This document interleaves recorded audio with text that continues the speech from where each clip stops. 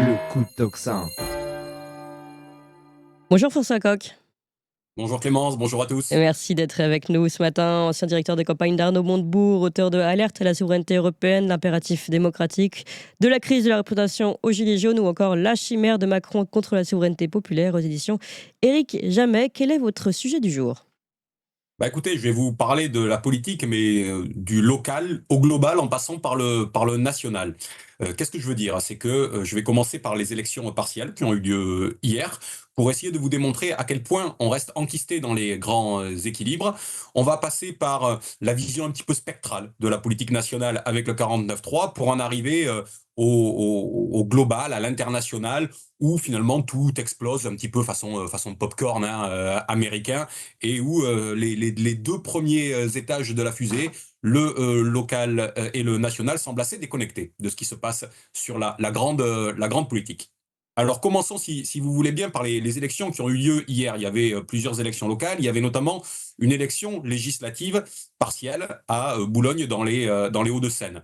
Il y en a eu plusieurs ces dernières semaines. Oui. Il y en avait eu une au mois de décembre dans les Ardennes, dont on peut dire globalement que les grands équilibres qui étaient ceux du mois de juin dernier ont été respectés. Là, le seul enseignement important qu'il fallait en tirer de l'élection partielle des Ardennes était qu'il demeurait, contre le Rassemblement national qui avait atteint le deuxième tour et qui avait d'ailleurs emporté le siège au mois de juin, il demeurait un front dit républicain qui avait empêché cette fois le Rassemblement national de conserver son siège. Il y en a eu une autre élection partielle dans l'Isère au mois de janvier, il y a quelques jours à peine. Cette fois, c'est LFI qui avait emporté le siège en juin. Ils l'ont perdu à l'occasion de cette élection partielle. Et ce qu'il faut retenir de ça, c'est que d'abord, il y avait eu un rééquilibrage interne au sein du nouveau Front populaire, et surtout qu'au deuxième tour, il y a un front qui s'était levé, cette fois contre la France Insoumise. insoumise, à la fois au sein de la gauche, mais plus globalement au sein de l'électorat, qui s'était mobilisé et qui faisait que, au final, alors que LFI avait fait 29% au premier tour, ils n'ont fait que 36% au deuxième tour. Voilà donc des modifications à l'intérieur des blocs, mais pas de modification globale de cette espèce de tripartition qui gèle l'espace politique. Si on regarde ce qui s'est passé hier à Boulogne, dans les Hauts-de-Seine, alors circonscription très à droite, historiquement, une droite assez orléaniste, comme on dirait au temps de René Raymond, Ouais. assez bourgeoise, assez classique. Voilà. Donc l'enjeu n'est pas de savoir qui va l'emporter cette fois dans quel bloc. On connaît le résultat. Mais ce qui est intéressant de voir, c'est que justement, au mois de juin dernier, ce qu'on nous présente comme le socle commun, le socle gouvernemental, était rassemblé. Il n'y avait qu'une seule candidature, celle de l'inénarrable Monsieur Séjourné, qui depuis est parti végéter à la Commission européenne sur ordre, même pas de Monsieur Macron, mais de Madame von der Leyen. Eh bien, cette fois, il y avait 4 candidats issus du socle commun, ce qui préfigure beaucoup de choses pour la suite. Il y avait un candidat issu de LR, un candidat qui avait été envoyé par Édouard Philippe, un candidat qui venait de monsieur Lisnard, ça c'est pour des histoires internes à LR, et puis un candidat de monsieur Macron, le candidat même encore mieux, de monsieur Attal, qui s'était vraiment investi avec lui. Et qu'est-ce qu'on a constaté? C'est que le candidat LR l'a emporté très largement au premier tour. Cette candidate, puisque c'est une femme, Madame Elisabeth de Maistre, l'a emporté avec plus de 38% des voix, reléguant le candidat Horizon à 19% et la candidate macroniste ataliste à peine 13%. Le NFP, lui, fait autour de 14%. Donc, on voit bien qu'il y a eu un bouger au sein des équilibres internes. Et finalement, c'est peut-être ça qu'il faut en tirer. On avait vu les bouger au sein des équilibres internes au sein du NFP avec la partielle de l'Isère. Là, on les voit à Boulogne au sein du bloc central, au sein du dit socle commun. Et d'une certaine manière, le choix de M. Macron depuis cet été, de mettre M. Barnier à Matignon, voire maintenant M. Bayrou, fait qu'il a ressuscité ce qui était résiduel. Il a ressuscité LR. Ouais. Et encore mieux, il a fait désormais de LR un pivot. Beaucoup pensaient que le pivot dans la perspective de la future élection présidentielle se jouerait peut-être entre M. Philippe et M.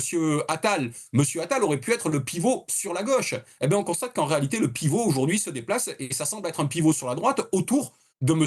Retailleau, que M. Attal, là, est déclassé, et que M. Philippe est concassé entre les deux. Donc, il y aura un choix à faire pour la droite, qui est qu'elle va se resituer au sein du bloc central pour la suite, ou est-ce qu'elle va essayer d'aller contester la mainmise du Rassemblement national avec Monsieur Retailleau. Voilà les questions qui sortent. Alors, je sais bien que nous ne sommes que sur une élection partielle, mais tout cela nous donne des tendances. C'est Bien pour ça sûr. que je ne m'arrête pas aux Mm. détails. J'essaie de dégager les grands axes de ce qui sort de ces élections. Je vous dis un autre mot d'une élection qui avait lieu hier, qui était le deuxième tour des élections municipales de Villeneuve-Saint-Georges, Ah, dans oui. le Val-de-Marne. Très médiatisé, puisque c'était Monsieur Louis Boyard qui était candidat de LFI, et bon, qui a pris une sacrée rouste quand même, hein, il faut le dire. Mais si on regarde de manière plus politique, plus intéressante, ce qui se passe. Le premier tour avait donné à voir qu'il y avait un même rééquilibrage que celui que je viens d'évoquer pour Boulogne, mais cette fois au sein du NFP, puisque le candidat LFI était arrivé en tête avec quasiment 25%, mais qu'il y avait un candidat de tout le reste du NFP, PS, PC, les Verts, qui avait fait quasiment 21%. Donc le rééquilibrage a existé au sein du premier tour. Mais, et c'est ce qu'on a constaté hier, l'addition ne s'est pas faite Oui. électoralement. Oui. C'est-à-dire que M. Boyard hier a fait 1897 voix, c'est-à-dire moins que la somme des voix des deux candidatures de gauche au premier tour, alors même qu'il y a eu, et ça il faut le noter, une mobilisation plus importante pour ce deuxième tour, la participation passant de 33 à 38%. Autrement dit, non seulement il n'a pas créé de dynamique, mais il n'a même pas réussi à capitaliser sur le score des différentes listes qui pouvaient l'appuyer. Tout ça est instructif d'un point de vue Peut-être, politique. François Coq, Pourquoi? justement, pardon, juste pour illustrer ce propos et le fait qu'il n'ait pas réussi à récupérer les voix des écologistes et du reste des partis qui étaient censés justement capitaliser, je vous propose d'écouter juste un extrait du discours de Louis Boyard après l'échec aux élections, parce que justement, il accuse ses anciens alliés de n'avoir pas participé à ce ralliement, ce grand ralliement et à sa défense. On écoute rapidement, puis je vous donne la parole après. Je le dis aussi, où étaient nos camarades? Où étaient les écologistes? Où étaient les communistes? Où étaient les socialistes? Où étaient-ils quand on a imploré la fusion? Ils n'étaient pas là. Où étaient-ils quand on a eu besoin d'avoir du soutien, quand on a qualifié notre liste de communautaristes? Ils n'étaient pas là. Où étaient-ils quand on a eu besoin de leur voix aujourd'hui pour battre l'extrême droite? Ils n'étaient pas là. Alors ce soir, je le dis, on va continuer. On va continuer le combat. Et c'est pour ça que je veux porter un message d'espoir. Ce soir, la France, elle nous regarde. Je sais que les opprimés nous regardent. Et je sais que, comme nous, ils se disent qu'ils ont envie de gagner la bataille de 2026. Alors si j'ai un message pour les opprimés, faites comme nous. Assumez qui vous êtes. Rassemblez le peuple. Assumez d'être une gauche de rupture. Voilà, la gauche de rupture qui, quand même, en veut beaucoup aux écologistes, aux communistes et aux socialistes de ne pas avoir joué le jeu. Enfin, en tout cas, c'est ce qui sous-entend. C'est assez étonnant d'entendre monsieur Boyard livrer tout de suite une analyse assez institutionnelle. À qui s'adresse-t-il? Au parti. Mm. Il s'adresse au PS, au PC, au Vert. Et ce qui est important pour lui, finalement, c'est ce qui se passerait d'un point de vue institutionnel. Les petits accords, la petite soupe au logo qui pourra se faire demain, comme il souhaitait la faire dans l'entre-deux-tours. Or, ce que moi, j'essaie de vous démontrer, c'est que avec cette hausse de la participation qui a un sens politique. C'est-à-dire que quand on passe de 33% de participation dans une ville comme Villeneuve-Saint-Georges, une commune extrêmement populaire où c'est très difficile de faire venir les gens aux urnes en règle générale, à 38% au deuxième tour, et que l'addition non seulement ne se fait pas, mais elle ne se fait pas alors même que cette participation, alors même que de nouvelles personnes sont venues se déplacer, montre qu'il y a un problème dans la dynamique populaire, pas simplement dans la dynamique institutionnelle. Eh oui. Et je pense que si M. Boyard et si LFI se contentent d'essayer de faire ce qu'ils font honnêtement depuis 2022, c'est-à-dire de rassembler la gauche, d'avoir pour but ultime le leadership au sein de la gauche, il n'ouvre pas de perspectives populaires nouvelles. Et on le voit bien. Vous savez, le match au sein de la gauche a été plié en 2017. A été plié par chaos, l'élection présidentielle de 2017, quand Jean-Luc Mélenchon émerge à plus de 19% et que le PS, avec M. Hamon, reste scotché à 6, M. Hamon, qui était soutenu par les Verts, reste scotché à 6. Le match est réglé. C'est LFI qui, pour différentes raisons, dans la perspective de 2022, a essayé d'avoir recours à un argument que jusqu'alors la gauche dite radicale et républicaine n'utilisait pas, qui était le vote utile. Mais en utilisant le vote utile, M. Mélenchon a réouvert le match pour l'après 2022. Et ce qu'on voit aujourd'hui, et ce que donnent à voir ces différentes élections partielles, c'est que le leadership à gauche est désormais contesté, et l'hégémonie culturelle et politique qui avait été construite par LFI au sein de la gauche, dont le point d'orgue était 2017, est désormais dissipée. Et on rentre dans une nouvelle phase,